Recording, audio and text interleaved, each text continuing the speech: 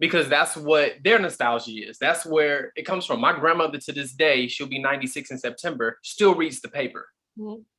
So yes, grandma does get CNN and stuff because she was relatively young enough when the TV was first invented to get used to it. Just like my mom uses her phone, so they're young enough to be into this stuff. However, I'm sure my grandmother at some point in my mom's life was like, you need to read the newspaper. That's how you get your news, and ridiculed my mom for watching TV because that's what she grew up in. Now imagine if my grandmother told that to my mom, and then my mom did nothing but read the newspaper, and then told that to me, and now all I do is read the newspaper. How far behind would I be in the world where you getting everything on an app and I'm going up the street to find who's selling papers, who got the Sunday paper? That part. We're moving forward consistently. And just that example right there can show you how there are multiple ways to see the world.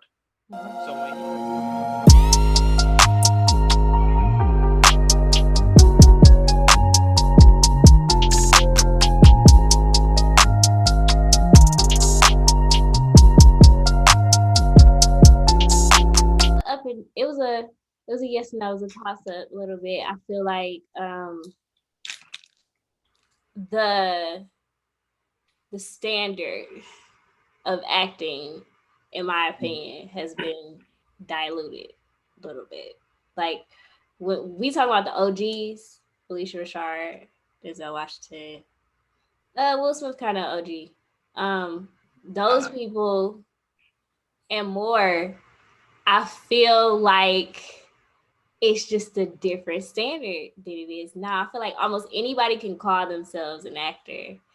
And I'm not saying that university is like the stamp for that. Okay, you go to university, now you're an actor. I'm not saying that because I definitely agree with y'all with the whole like, had I just not went to university and took classes, but I feel like a lot of them don't even take classes like that.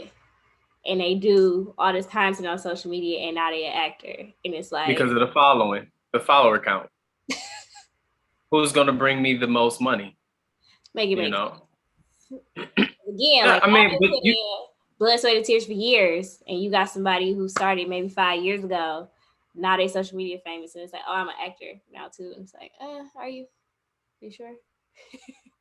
I really think though, in response to the original comment, and I'm not knocking it at all, but no way, shape, or form, because I hear where they're coming from because I did the school route. So it ain't like, knocking it in any way, shape, or form. But I feel though,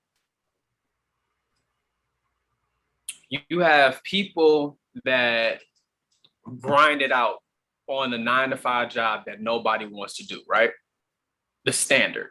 Let's just pick a standard because we from the city working at the plant, right? Let's say that they put 12 hours. It's Quicken Loans now. Quicken Loans now. But no, I'm specifically talking about hard manual labor. Mm-hmm. So like 9-to-5 manual labors. So somebody who is on the plant working 12 to maybe 14, 15 hours a day, right? Putting in that work, grinding hard, right? Mm-hmm. Making less than 6 figures a year, right? Mm-hmm. And then you can look at somebody else who come from the same circumstances, same background, who are now millionaires, if not billionaires, i.e. we can look at people like Jay-Z, Kanye West, Master P, all of these people who wasn't, and the reason why I use them is because I was about to use Jeff Bezos, but people argue, well, they gave him $200,000 or whatever to get started, and all this stuff. So, but no, people who come from a similar background, right? And so you have to look at what was the difference between these two people, these two groups of people, not knocking anybody that works for the plant, not knocking anybody who wants to be a rapper or anything of that nature, but just looking at these two groups of people.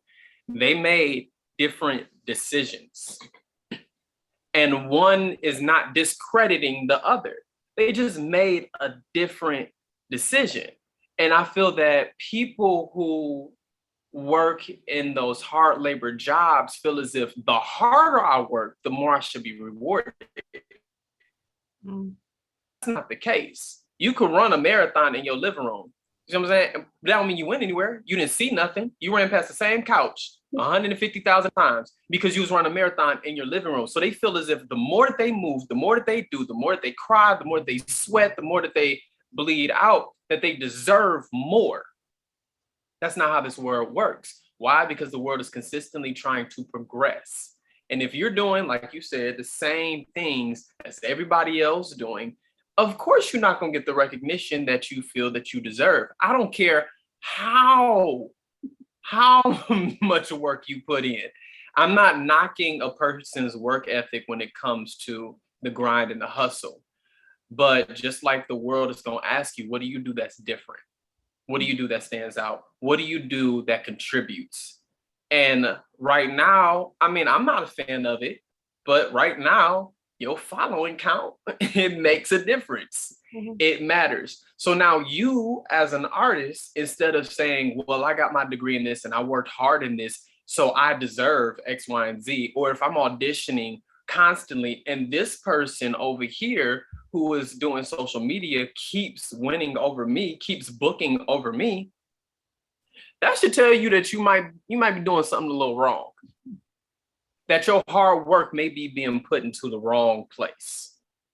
That maybe if you took that hard work that you have learned this, all the things that you've learned thus far, and you work hard in what is succeeding, I don't think that makes you a less of a person. It now makes you more well-rounded because you are now skilled in this area. You venture off into what's actually working, bring that skill over, develop your skill here. Now you're a well-rounded person. And guess who is now booking over those other people who don't have the skill that you brought to the table in the first place? You can't stay complacent in this area. You have to figure out what's working, what's progressing, moving forward. And it's all a money game too. It's a money game, like I said, with the whole follower count.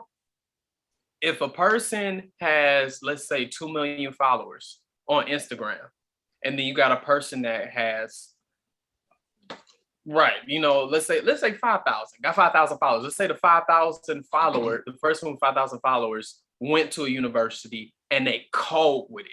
Like they are beasts with acting.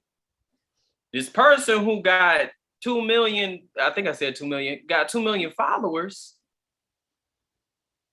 maybe ain't acted a day in their life on a professional scale. When somebody comes to book them for a role, they're going to look at the fact that you have 2 million followers, and out of those 2 million, a strong percentage of them will probably come and pay to see you in this movie. Even if half of them come and see you in a movie, that's still 1 million people that just paid me money because you were in it. Versus me going over to this person with 5,000 followers, I might, even if it's half, that's 2,500 people versus 1 million people. It's a money game. So stop focusing on, or I shouldn't say stop, I ain't gonna tell you what to do, but if you stop thinking about what I did and what I feel like I should deserve over these people, figure out how to play their game. Because they're progressing, they're moving forward. Or create your own game and see how that go for you. That's right, everything. Do y'all believe that social media has created popcorn art though? Like, can you repeat that? Do y'all believe that social media has created popcorn media or popcorn art? Because everything is what, a minute, 2 minutes. I mean, we got like IGTV now, so things could be longer. But essentially, in the beginning, you could only have like 1 minute videos on Instagram. Y'all remember that time?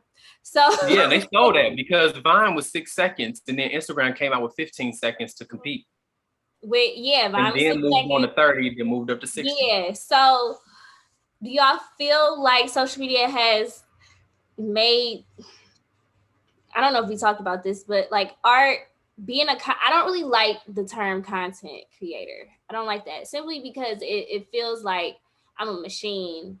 And because the algorithm is if you don't stay consistent, you will lose out on, being put out, being viewed from however many people that the algorithm put you out for.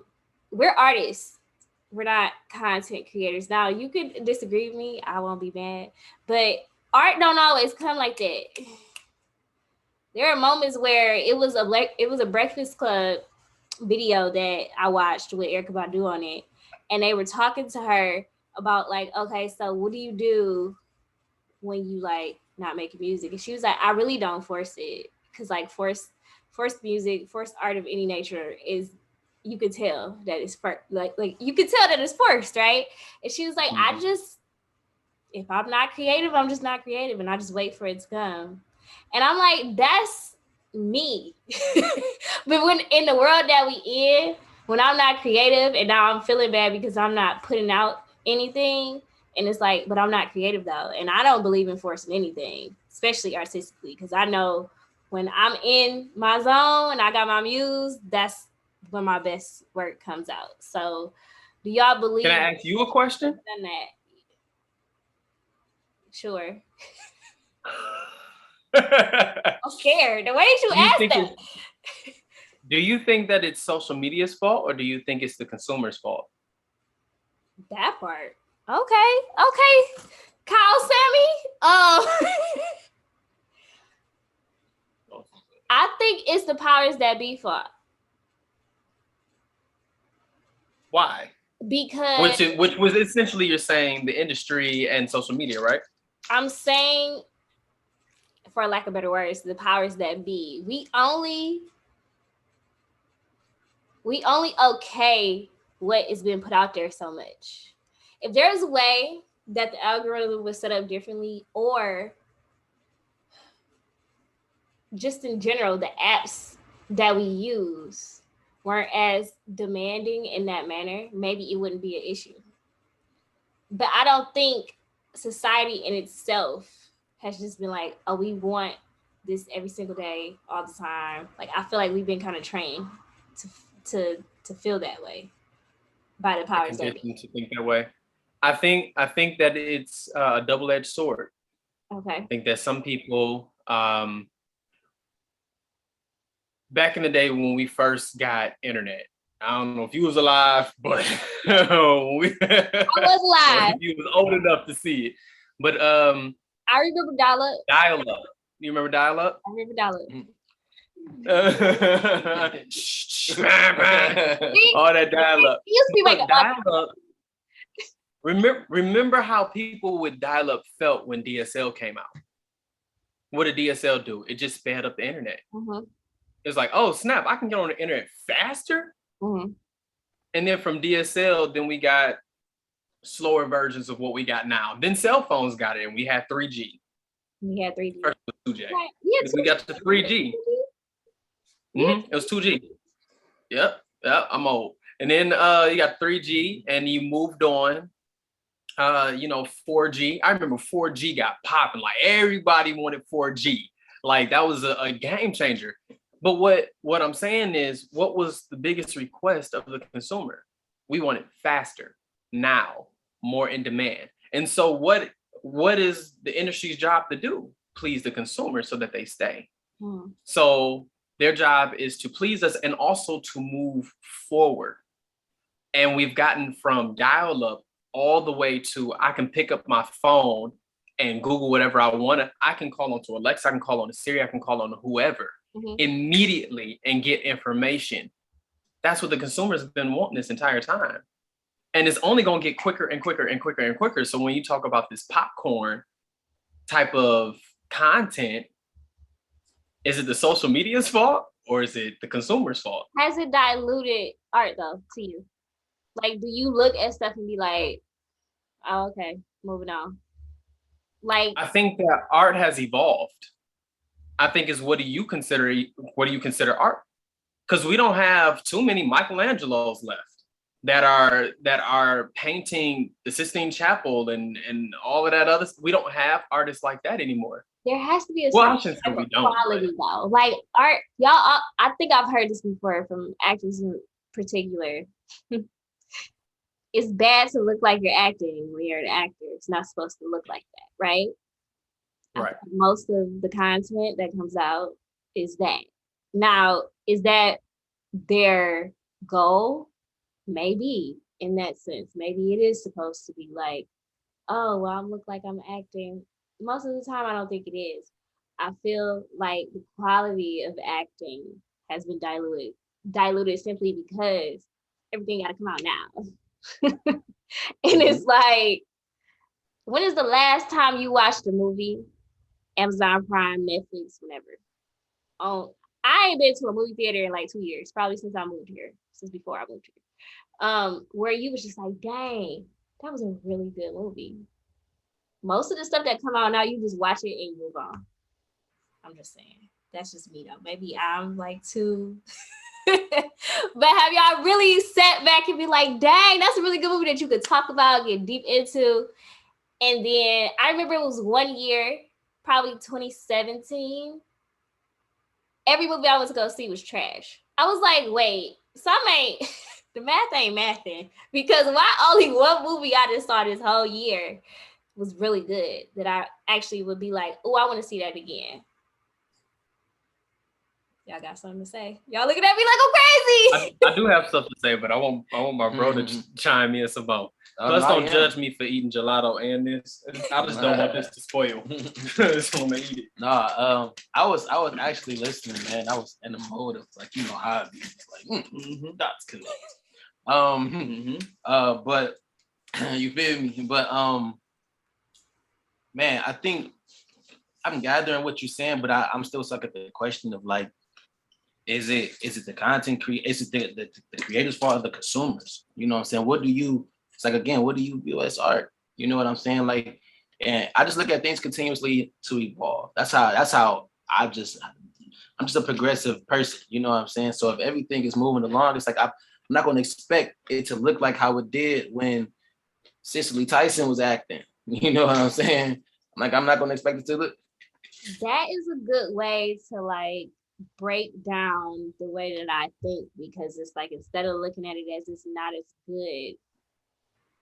Yeah, it's like how, so like I look at it because I didn't see that Erykah Badu interview, but when you were talking about it, I'm like, I can resonate with that. With me writing music and things of that nature, I remember I would listen to an instrumental for days, like to the point where, bro, he won't even mention it, but like later on, once I would complete it, he'd be like, bro, you played that for 2 weeks straight. Like, and it was like, I didn't feel the need to write. And so like one of my greatest inspirations is Nipsey Hussle. And Nipsey said he'll sit in the studio and listen to a beat, and if the beat don't speak to him, he ain't just gonna write anything on the paper. So I can resonate with that. You know what I'm saying? I'm not just about to put anything on the paper. I love it. I love like things being organic. You know what I'm saying? It's like, don't try to force it. I was just telling her, I don't want to get too far off my point, man. But it's just like, again, like, things won't look like that though. You know what I'm saying? Like Jay-Z came out and spoke about the fact that, you know, not Jay-Z, it was, I forgot what star it was, but spoke about the fact that with the music evolving, we talking about mumble rap and things of that nature, and just like Diddy. Is Diddy? I don't remember who it was. I don't think it was Diddy. But they were just talking about the mumble rap and things of that nature, and how we look at it and was like, bro, y'all ain't talking about nothing. But these kids coming up, my daughter and kids coming up, they gonna hear that music and be like, this bop. When Soulja Boy wasn't talking about nothing, but we still be like, yo, to this day. You know what I'm saying? Because that was us. Our parents was like, what? What is yours? Soulja Boy, what? Soulja Boy, tell him. You know what I'm saying? Like, you know what I'm saying? Boy, tell him. You feel what I'm saying? Tell him, Drake. Like, why you sound just like him? Like, no, like, for real, man. It's like, things it's going to continuously evolve, you know what I'm saying? And so we cannot continuously look at things and like, just think about how many old people probably tell you all the time. I got an example too on that. I got an example on that too. How like the older generation always coming down hard on our generation, and we like, bro, did y'all okay? Y'all didn't twerk like this, but y'all had some form of it, right? You know what I'm saying? It just evolved, you know what I'm saying? It just became different. And I think that's my whole thing with it's like, again, what do you see as art from your own personal perspective? You know, when it comes to popcorn, I look at it from a consumer's perspective, like, yeah, especially if you can drop this every single day, but then you gotta take yourself out of the consumer's view and then step outside of that and be like, man, this ain't just popcorn. They probably recorded this video 3 months ago. They had to edit it down, break it down, it's a whole process to it that you have to still indulge in that I don't think people look at. And they're like, it could be acting is diluted because you just dropping this, but it's like, man, no, look at their process. You know what I'm saying? And so that's the perspective I come from. Oftentimes when I talk about this, like I don't try to downplay or knock off anybody for what they're doing and their talent. It's especially those voiceovers. Yeah, you got to learn a whole script. Yeah, it's a whole to do a voiceover. Man, TikTok is like, can you be a voice? Can you be a voice actor? But in our field, I went on a showcase and they was like, this is how you get into voice acting. You never know who is watching that TikTok that can be like, he is really great. Hey, DM him. But who made that available? TikTok. You know what I'm saying? And so it's just like, I don't know. My head is everywhere right now because like I said, I'm connecting dots. But it's I think things that we have to get into the mode of just progressing and continuously to progress. You know what I'm saying? And continuously move. Like the moment you sit back and be like, I'm stuck, your engine begins to break down.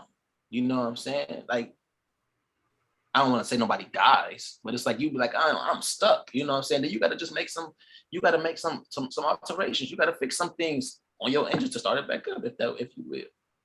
It's just me. I want to give an example to what he's specifically saying. Siobhan, how do you normally get your news about whether it's the virus or up-to-date media, or how do you typically get your news? Because I don't watch the news, like go on the channel. We got Fox 5 down here. I usually get it from a notification. Like notification off your phone? Yeah. From what, social media or like Apple News or something like that? Apple News, CNN, whatever I'm signed into on there. So it's coming to your phone. Have you ever been ridiculed by your parents because you don't watch the news to get your information? Dang, Sam, you ain't gotta be in my business. That's where I was going. Have you ever been ridiculed by your parents? I have been ridiculed not for this specific example, but because being on my phone. Like they're like, oh, that all that phone stuff, da da da da. So I see what you're saying. Yeah. I get ridiculed by my mom for not watching the TV to get my news, but I'm getting it on my phone. My mom doesn't get it from her phone. She gets it from the news. Why? Because that's her generation. That's her nostalgia. For me, my phone is the place where I get my stuff from, right? What about your grandparents? How did they receive the news before TVs were invented? The radio. I answer for you. The paper. The paper. The newspaper. They got all their information from the newspaper because that's what their nostalgia is. That's where it comes from. My grandmother to this day, she'll be 96 in September, still reads the paper. So yes, grandma does get CNN and stuff because she was relatively young enough when the TV was first invented to get used to it. Just like my mom uses her phone, you know, so they're young enough to be into this stuff. However, I'm sure my grandmother at some point in my mom's life was like, you need to read the newspaper. That's how you get your news, and ridiculed my mom for watching TV because that's what she grew up in. Now imagine if my grandmother told that to my mom and then my mom did nothing but read the newspaper and then told that to me and now all I do is read the newspaper. How far behind would I be in the world where you getting everything on an app and I'm going up the street to find who's selling papers, who got the Sunday paper? That part. We're moving forward consistently. And just that example right there can show you how there are multiple ways to see the world. So when he's like, what is art? And myself even say, what do you consider art? You know, you have to take all of that into consideration, that we cannot look in the past and stay in the past and say that it should stay here based off of our nostalgia.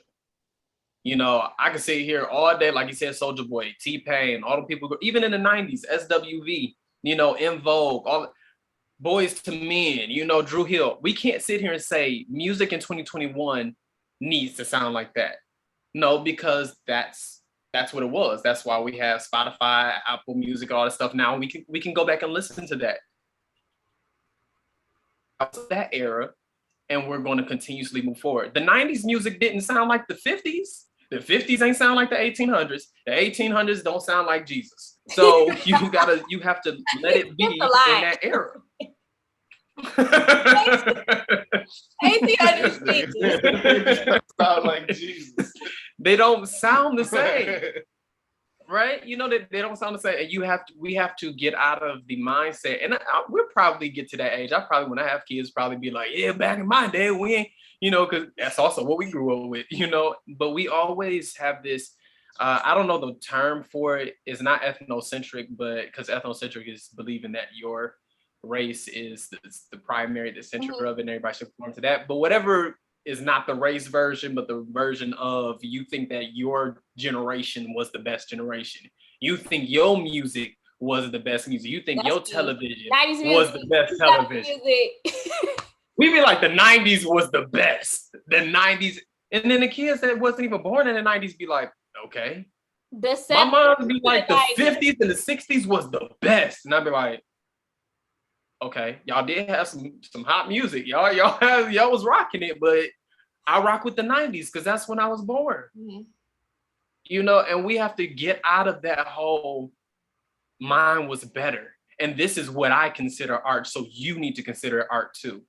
This is who I think is the best actor and actress. So you need to think that that's the best actor and actress as well. Their skills don't even compare to the social media. Like, can I just chime in right there? Thing, bro. Malcolm and Marie was I think was like, to his point, was the greatest. That's like the greatest representation. People wanted Malcolm to act just like his daddy. Well, if you watch it, he was like, yeah, that looks like. Yeah, he sound like this. But at the end of the day, it was like you have to be open to accepting if he was to go and do any other movie that he's not going to be his father. You know what I'm saying? He's going to be himself. You know like what I'm saying? Klansman. Right. You know what I'm saying? He's not going to act like his father. And to the point of just like what art is. You know, I know I'm retaking your question, and it's like, well, let's broaden it up a little bit. But like, what is art? I think a great example is the Heidelberg. I don't know if you've ever been to the Heidelberg when you was in Detroit. I haven't. But the Heidelberg, huh? I haven't yet. I need to go back and look at it. Whenever you go back to Detroit, go to the Heidelberg. And I feel like that is something like what we're talking about is literally the Heidelberg. Like, that man was in the service and came home, bought up his whole block. Black man bought up the whole block, and like with abandoned houses and everything. People would put stuff out like rubbish and everything like that. He'd go and take it, and then put it in the neighborhood, which is the Heidelberg block. Mm-hmm. And he would just like, and he considered it was art. You know what I'm saying? Before I even went, I was like, that is trash. He just picked up a dirty scooter that was in a big dumpster and brought it here and was like, art. You know what I'm saying? But it's like how he puts everything together in the story he's telling. It's like, what did you get from that? And when I actually went to the Heidelberg Project, I was like, yo, this is amazing. And that was the first time I've ever went. And that was before, like, it was like a week or two before we moved to LA. It's like, yo, this is amazing, yo, because how he took art and literally we had the conversation with him. He was like, art is what you make. It's not about what the world says art is. What is art to you individually? You know what I'm saying? And he was like, this is my art. I just so happily share with the world. I share it with this neighborhood. People come, like, you can literally come back. That is like, he has like some great investors. Oprah Winfrey, great investor. You know what I'm saying? Tyler Perry, great investor, you know, into the Heidelberg Project. You feel me? And like, when you he got his PhD too. Yeah, that man's smart. He's a smart guy. You know what I'm saying? Smart man. But like, I'm telling you, like, the whole strip, he brought up the whole neighborhood. And it's nothing but what people may look at as trash. It's nothing but art, man. It's like literally, what is art to you? You know what I'm saying? So y'all answered all the questions. Y'all made it through. How y'all feel? Any last remarks? I didn't know this was a challenge. I was sorry. She was like, right, did I win? 100 G's. You're the fastest of today. That joke was funny. Good, Siobhan. How do you feel about our response? I really was surprised by y'all answers. Were you? I actually, just how different women think. Because we really was like, I definitely no, it's not bad, good, or indifferent. It's just it's more indifferent than it is bad or good. It's just like I'm glad that I did interview y'all. I'm glad that I did both. It was actually supposed to be all like 5 of us on one, but I'm glad that I like broke it up like this so that y'all can. So you just do it again and put us all together so that way we get to have it on a bigger space, a bigger platform, more people, and then we can all chime in and rebuttal, Battle of the sexes. No, really though. That's a good idea. I should have like everybody come. You gotta put boom, boom, boom, boom, boom, boom, boom, boom, boom, boom. All in the background. You gotta put that in there. Or the noise. It gotta be. No. How about if we have everybody come to Atlanta and we do a panel? Hey, you flying me out? I'm with it. Let's do it. Thank you, Siobhan. I'll see you in contract. If I can get y'all food out, I would definitely do that. For sure. I'll let my manager know. Let your manager know. You might be doing some significant combination. I'm working with it. Thank y'all so much. And I will see y'all next time on In Real Life. Peace.